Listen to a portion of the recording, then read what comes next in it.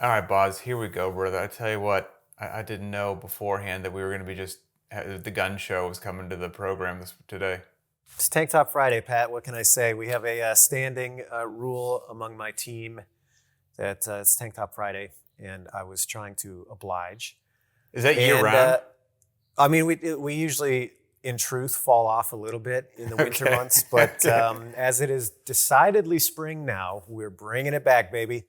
Yep. And we didn't get our normal recording in earlier in the week, so you guys all get Tank Top Friday. You're welcome. And yeah, I was going to say, if you listen to this in audio format, run to YouTube. You walk outside in that Tennessee sun, that Canadian skin's going to be in the danger Not quite zone. there yet, yeah. So I get two hues, man. I get the lily white or the burned. There's not really a lot of in between. Well, I should say for everybody, we've got, of course, another good show for you here to do my business at the beginning. Talking to you about helping support the show. We appreciate everybody. The VNR cycles. You want to go to verynotrandom.com. Check out all the different cycles we offer. There's on-ramps for barbell, dumbbell, body weight. There's jump rope. There's run programs. We've got our new 12-week program for running, biking, or rowing. You can choose either one of those options. They're all in the same program. Get your first pull-up, handstand walk. There's all these barbell capacity programs. You know what I did before the show? I went into the data to see what are currently the most popular ones. Oh, yeah. So right on me. What do we got? historically, things have changed a little bit. Historically, it's usually get your first strict pull-up. Okay. Like that one is, just can't keep it on the shelves. People love it, which is really cool. But it's shifted a little bit. So as I checked this week, in first place is Back on the Wagon. Oh, well, there you go. Yeah, which is really Okay. cool. So that one's, I think that one's 8 weeks for somebody that used to work out, fitness fell off, and now they're getting back in. It's kind of a crawl, walk, run approach. So that's number 1 bestseller.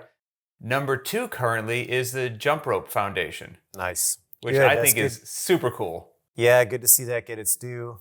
Yep. Lots of cool fundamentals there for people to work on, and sorely neglected a lot of Yeah, the time. man. So that's cool. I've actually fallen in love with the old running step single recently. Yeah. But anyway, third place is the 1.5 mile run. And then in fourth, we've got a 2-way tie for fourth. It's the first strict pull-up and then the 12-week run, bike, row. So anyway, check those out, everybody. And then if you own a gym, btwb has an all-in-one for all the stuff you need to do as a gym owner: billing, workout tracking, and gym management. And if you own any sort of fitness facility, go to btwb.com and check out the all-in-one. So that's that. Today's topic. I'm not sure where we got this from. You think you sent it to me, but I don't know if it was from Instagram or Is YouTube that or whatever. for sure the YouTubes? Okay, from John B. It says, "Hey there, guys. I love the show. Been listening since the beginning. I've got a question for you. In 10 years, do you hope that A, CrossFit training, or B, CrossFit competition will look the same as it does now? Do you hope or expect that either training or competition will evolve? If so, what do you hope for or anticipate? What might be gained from the evolution? What could possibly be lost? And do you guys see any factors pushing change or holding it back?" So basically, training in one hand, competition in the other. Where do we think it's going, for better or for worse, in 10 years? A 10-year time frame. I mean, first of all, it's a pretty good amount of time, which is nice. I'll start by saying that, I mean, it's inevitable that things will evolve. And, whether that's dictated or, I think in CrossFit's case, you cannot dictate such things. There's enough people out there doing it, and doing it either organically or doing it in a way that doesn't match up with somebody in a different country doing it their way. I think because of that, there will always be evolution, because no single person nobody really owns it, man. So you're talking the methodology, not necessarily the competition side right now. Yeah, yeah, for sure. Yeah. So the training side of things, and both. I think both. I think it's inevitable that things will evolve.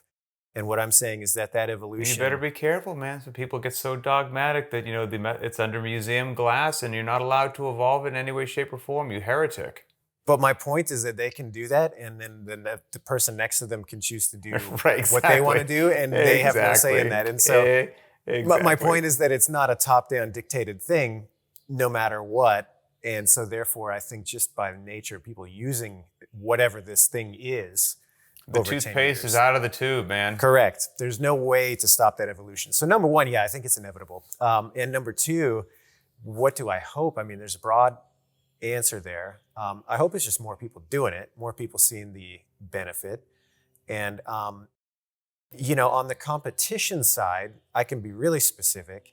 And I hope that there's kind of a step let's away. stick with the Okay, sure. Yeah. the training one first. I'm in agreement with you. Like, you can be wherever you want, right? Again, freedom's a wonderful thing. It shouldn't be touched. Perfect from day one, or evolution's good, whatever. But I don't think you can stop evolution. It's out there. People will do whatever the heck they want, and they'll modify it. And I think, in my understanding, implementation, and embracing of the methodology, is that it is like the ideal open source sort of fitness code. And by open source, it's supposed to be, disseminated to, let's just say the word 10,000, right? Like, so if the methodology was created by just one individual, Greg Glassman, and then it's disseminated to 10,000 gyms all around the world, well, I think that was actually one of the most genius and beautiful things about it, again, being an affiliate model, not a franchise model, is instead of saying, this is precisely how you have to do it, and if you deviate from it, it's a mortal sin. Well, now, since you can say, hey, play with it. You do, you want to do strength plus Metcon, and you don't want to do strength plus Metcon, and you want to bias it a bit because you love heavy, and you want to have an Olympic lifting focus, like, go. Like, it's this actual open source, and these 10,000 little laboratories will start just tweaking things here or there, and ideally, best practices bubble to the surface, and you never would have had that happen if it was this one rigid dissemination that everyone had to stay in lockstep and never question, never experiment, never try, never take a risk. I think that would have been a travesty, and whether that was just luck or intelligent design, I'm very glad that Greg put it out how he did, because that's a powerful thing to have 10,000 little independent laboratories out there pushing forward. And then once that happens, the other part that needs to be mission critical, if you love this thing called CrossFit and want it to stay relevant and potent and just be synonymous with, if you want to get fit, and when I say the word fit, you mean the same thing that I do, you want to get fit, well, then you should be doing this methodology, is then you have to actually be open-minded to what used to be said all the time at level ones, right? Which was, I won't use the exact terminology, but there were fitness, people of the night, prostitutes, things of that nature, where basically we're greedy and we're just going to do whatever works. And if it's, we'd say something silly, like if it was riding a unicycle, juggling a baton, that'll be the workout on .com the next day, if that's what makes people fitter than anything else. We just want to do what works. Period. End of story. And if it comes from somebody else and it has value, we're going to grab it because we want to be fitter than anybody else. Ideally, we give them credit, but that's what we're going to do. Well, hopefully that unhinged, beautiful, diabolical pursuit of just what works is paired with these 10,000 independent labs. And if something cool bubbles to the surface, be open-minded to actually give it a try. That's where I hope it goes. Yeah. Man, lots of thoughts in there. The one that is kind of maybe a little too specific, but you talk about, like, if it works, we'll adopt it. Sometimes I feel like people have that attitude and give it a little bit too much free rein with the argument that, like, well, almost anything will work, right? And so therefore I'm going to do curls in my workout or whatever. And you're like, yeah, that's cool. I mean, technically I could dig a trench with a spoon and it works, but that's not going to be my tool of choice. Sure.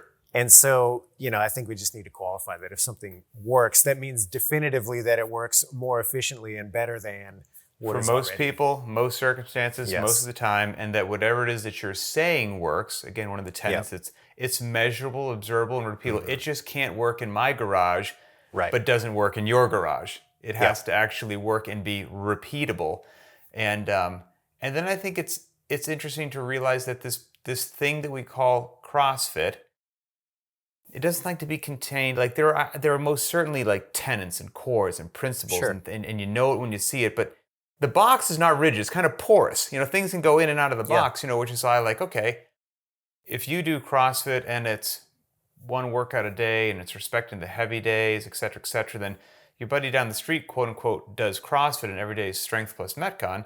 You could have somebody like, well, that's not CrossFit because I grew up in it and I know what it is. And it's like, well, I don't know, he does the lift every day, followed by constantly varied functional. Like what, getting into those little heated matches, like maybe that actually works beautifully for that person and everything's going in the right direction and they're not overtrained or under recovered and their sleep's great and they're fired up to train and that doesn't work for you. It was too much and your lift started to go in the wrong direction. You hated walking into the gym. Like both can kind of coexist because there's a whole lot of people in the world that might just spin a dial here or there to make it fit them beautifully, but it's under that large umbrella. And so I don't know if that was even a related tangent, but it popped into my head. No, it's true. And it's funny to think about. I don't even know if we're on the question anymore. John B, Yeah, I'm well, that's sorry okay, if we're off but topic. no, I think it's a very broad topic to talk about. Where do you see something in 10 years, especially something with as many inputs as CrossFit potentially has? But on your point about, was it something that was thought about as far as it's not going to be a top-down kind of driven experiment? I think it's just the necessity. And what I mean by that is it's got to be a container that's fluid enough or flexible enough to fit people's circumstance. Otherwise, the thing wouldn't have taken off. And so if CrossFit as a useful, like really utilitarian methodology was ever to have any traction and it depended on, well, if I don't have a pair of rings, I can't do CrossFit and that's it. Mm-hmm. It would have been a false start. Or it's like, well, you have to have a 5,000 square foot facility and it needs to look like this.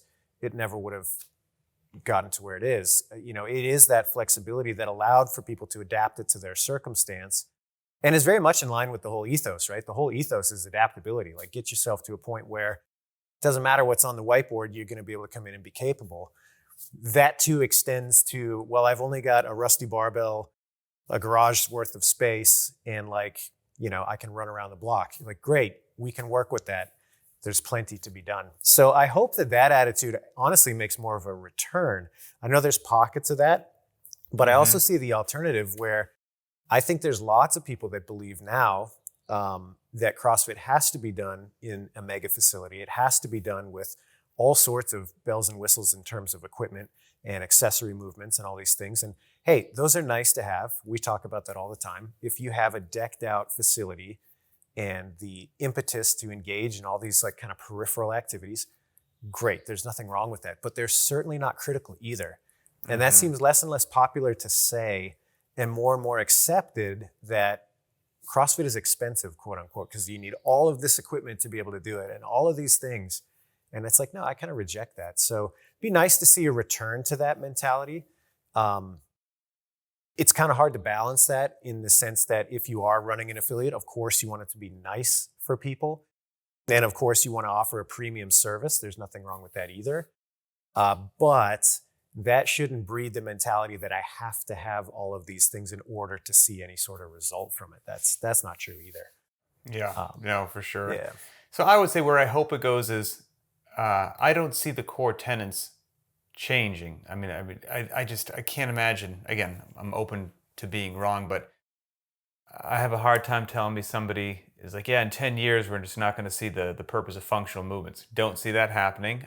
Sure. I'm not going to see that, variance going away. So functional movements here to stay, variance here to stay, and then intensity drives results. Like, I just don't think you're going to get away from those core tenets and principles there. And again, there's some creativity with the cook in the kitchen as to what you're brewing up each day. And I would just say as gym owners, athletes, affiliate owners, whatever it is, if you hear that so-and-so down the street is doing something that maybe on its face sounds a little contrarian and different to what's been happening at your place, instead of having what can be a normal reaction for a lot of people, which is, well, that's different than what I do. I don't understand it. Therefore, it's the work of the devil. I would say be like, well, that's quite different than what I'm doing. And actually, that doesn't make a lot of sense. So now you've got me curious. What's going on over there? And Yeah. there could be something there or something not. So that open-mindedness, I think, will allow, just the methodology to continue to thrive is what I would say. So that's Yeah. where I hope that we're going, but I can't see functional movements, variance, or intensity. I just can't see that going anywhere. Classics never go out of style, Yeah, Pat. man. Yeah, man. So, Well, so let me that's- bridge the gap here a little bit Okay. between that and competition. On the training side, I hope that the evolution of the training side continues to just understand where competition should fit in the hierarchy, which is relatively low, in my opinion. For most people, I think that it's great to have an outlet as an adult that you can go and, throw your hat in the ring and have a good time on the weekend at a local throwdown or whatever. There's nothing wrong with that.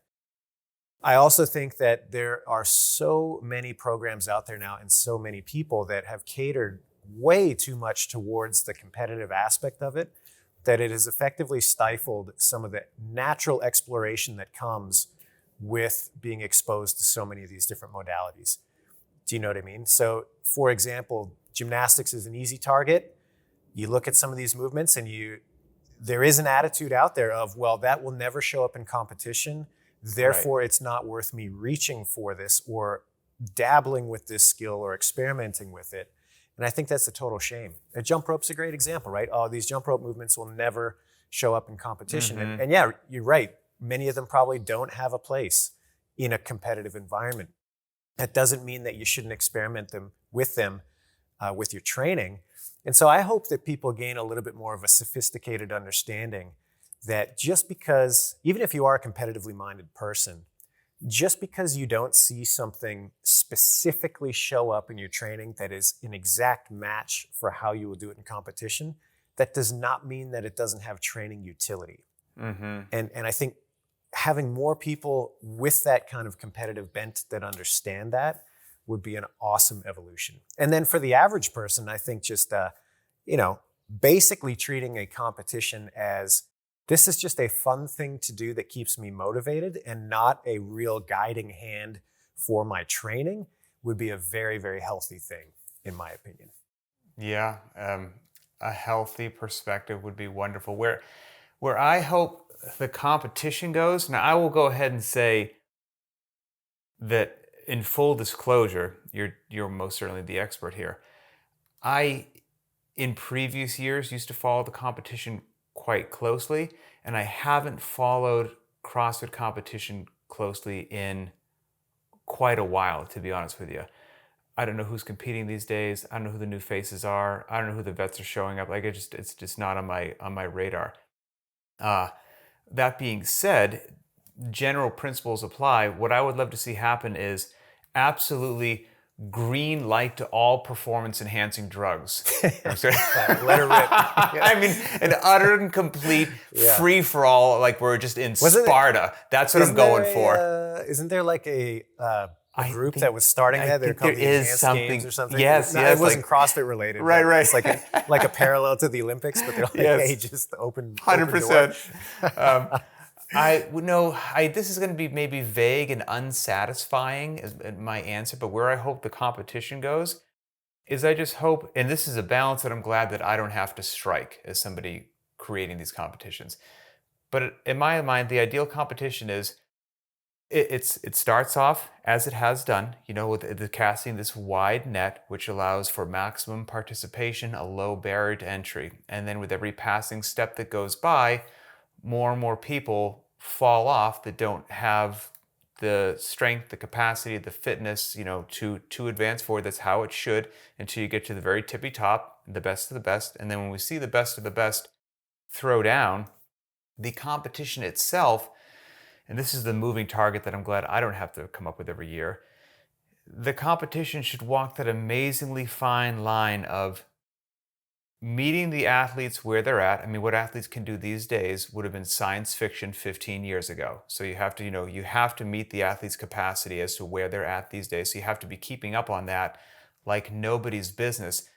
And that is maybe the easier of the two pieces. Okay, so that one, maybe you've got a decent amount of people that could pull off as long as you had your eyes open. But then the second piece that I think makes a competition go from good to great, and this is more maybe the art compared to the sciences, is not just meeting them where they're at, but then that appropriate little bump up of a challenge that makes them rise to something special and accomplish something under the stadium lights or under whatever that they even themselves didn't know that they could do. It wasn't wildly outside of their capability, because then nobody wants to watch everybody fail on the competition Sure. floor. Yep. But you bring this challenge that the athlete's like, whoa, really?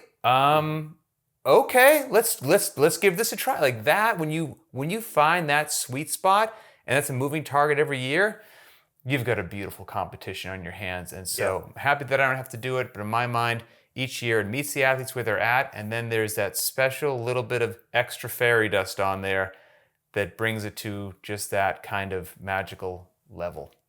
Yeah, I like that. I can speak a little more specifically about what I'd like to see in high level competition. And it's not anything regarding movements or new elements like you say, but I'm in total agreement. I think you do have to have that balance of just enough to really test the field and Just stretch enough. them a little bit, because that is what advances things, right?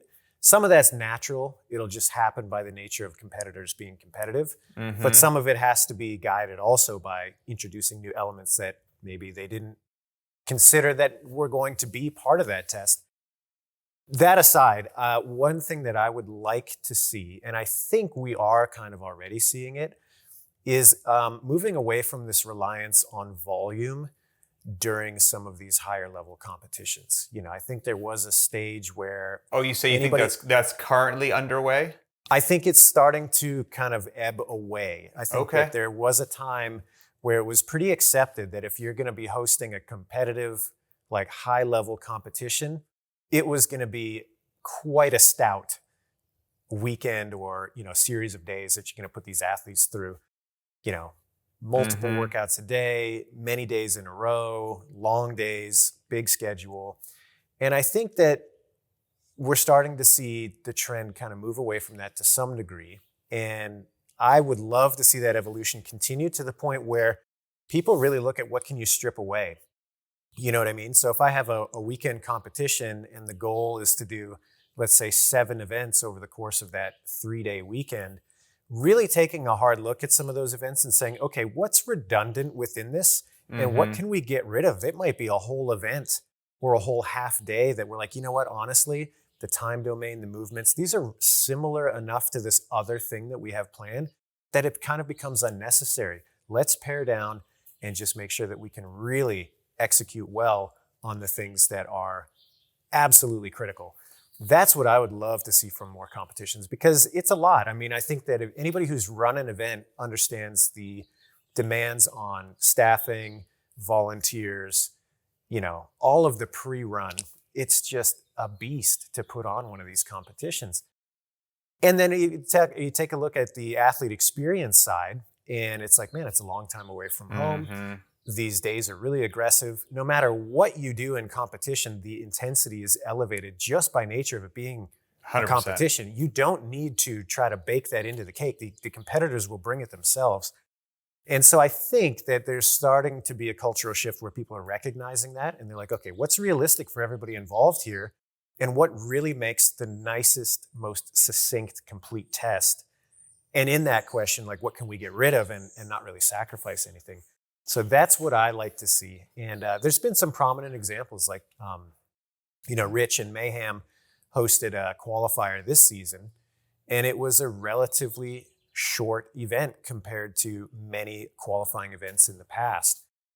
And I think it was great. I think it was a well-rounded test. There was plenty of meat on the bone, but it didn't have to rely on 18 events jammed into death by volume. Yeah, exactly. It wasn't a grudge match for the athletes.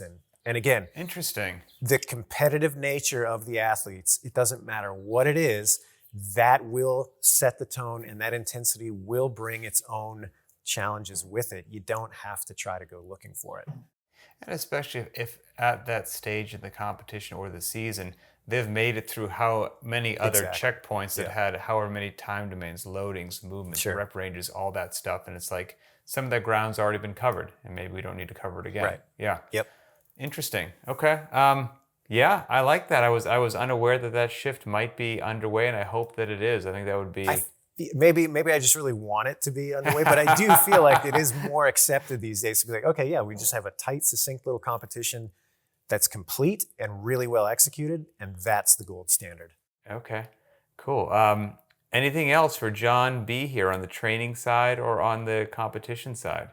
No, I think it's exciting to see it happen, but I think, like all things, the evolution in anything that is broad doesn't mean that you have to participate in what you either like or dislike about that evolution. And so I think about any sort of cultural movement. Just because the culture is changing around you, the individual, doesn't mean you have to necessarily change your approach. So very interested to see, how CrossFit exists in the future. But at the end of the day, man, if you found something that is working for you, you don't have to listen to anybody else and the trends 100%, or the man. noise. You can just keep doing your thing and be totally happy with it. So on the other end of that, it's like, yeah, it'll be fun to see where it goes, but you don't have to worry about it too much because you've got the reins. Well, hopefully this is a question. I have a gut feeling that it'll get some good responses there on YouTube. So, Yeah. we'd love to hear from everybody out there. Find this video on the BTWB YouTube channel and post your thoughts there. Where do you see the CrossFit methodology going in 10 years? And where do you see the competition side of the house going in 10 years? And then do you see anything helping it get there or holding it back from getting there? Love to hear what you have to say. And if you have an idea, topic, or something for a future show, let us know as well. We read all these comments. You can also go to the Very Not Random Instagram account, leave a public comment under any of the photos or reels or anything, or you can send a direct message for a show topic. We get all those things there as well, and they help drive the content of the show. So for Adrian Bosman and The Gun Show, I'm Pat Sherwood, and we will see you next time.